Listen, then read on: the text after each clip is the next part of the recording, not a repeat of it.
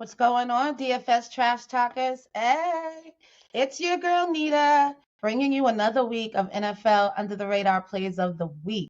And if you played our plays last week, then you at least had a great cash in. I don't know if you got a takedown, but if you ran that Tua and Waddle stat along with some Thielen, you at least had a decent week.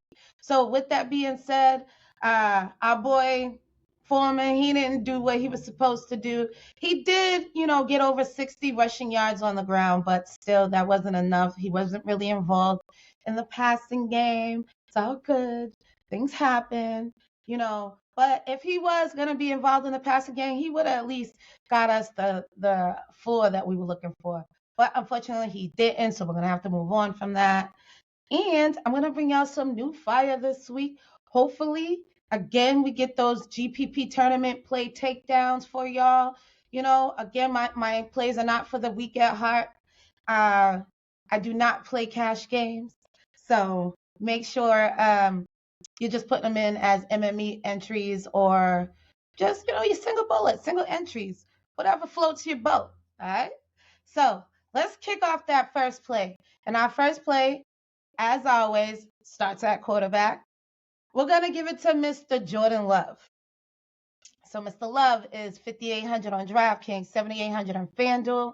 More of a DraftKings play than a FanDuel play, but playable on both. Projects for the 7th most fantasy points on the slate in Week 7, facing a Denver defense giving up the most fantasy points to QBs. His ownership is projected around 8.7% on DraftKings and 6.6% on FanDuel. Very low for what we look for in a GPP tournament. And there is positive leverage and going with him in tournaments according to RotoGrinders. He is the third best leverage for tournament plays or tournaments in general, GPPs. Okay, we love those large field GPPs. That's where we're going to put him. All right. He also has rushing upside. So the only time he's never had that rushing upside is when he played Detroit in Week 4, and he actually has some negative yardage. So outside of that, he absolutely looks great. He's doing well his rookie season. The most exciting thing about Jordan Love this week is that he gets back Christian Watson. So I really love me some Jordan Love this week. Go ahead and fire him up in your GPP tournaments, and let's take some shit down with Jordan Love. Our next play is not, again, for the faint at heart. We're going to go Darius Slayton. All right, 3,700 on DraftKings, 5,700 on FanDuel.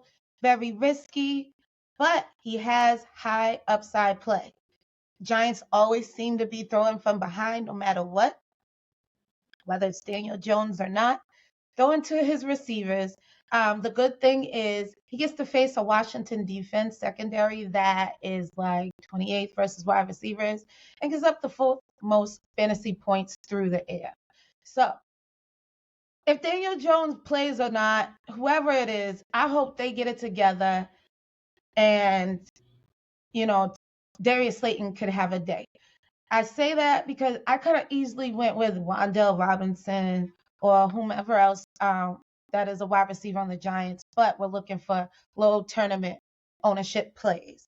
So I believe he is one of those plays that we take a chance on. Again, high risk, high reward. He's also a pivot off the other cheaper values and potential shootouts in games like Kansas City and Seattle. And his target share is there. 4 of his 6 weeks, he's had 6 plus targets. And at such a cheap price, I think it's a risk that we could take. All right. Moving on, our third and final play is going to be Michael Mayer. He's the tight end for the Las Vegas Raiders. It's 2,700 on DraftKings, 4,900 on FanDuel.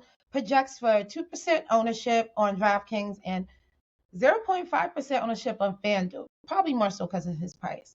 Or because people just looking at Kelsey and Mark Andrews and Luke Musgrove, those type of players too. However, Michael Mayer, he's coming for that tight end 1 spot over Austin Hooper, right? Last week his snap share increased more, and comparing that over the last 4 weeks of him playing, according to Player Profiler, he has an increase of over 70% snap share, right? He garnered 6 targets and 75 receiving yards on 5 receptions and 2 red zone targets. So they're obviously targeting him in the red zone as well. So with Austin Hooper being there, we really don't have to worry about him too much. He is the clear tight end 1 over there. He's a 2nd round draft pick out of Notre Dame. And this week he plays the Chicago Bears. So why not take a chance on the rookie with Hoyer throwing to him, right? I think it's Hoyer. Jesus, save us. But I still believe he could have a great game, all right? So we got Jordan Love, we got Darius Slayton, and we got Michael Mayer. I'm your girl, Nita Rodriguez. Thank you for tuning in. As always, thank you for rocking with me. Make sure you like, share, and subscribe to the YouTube channel. Make sure you are following the Facebook pages, IG, and Twitter, because that's where the cores get posted. That's where the player pools get posted. That's where all that stuff gets posted. And hopefully you get a takedown, so secure that bag in week 7. Again, I'm going to holla at y'all next week. And thank you for tuning in. I'm your girl, Nita Rodriguez. I'm out.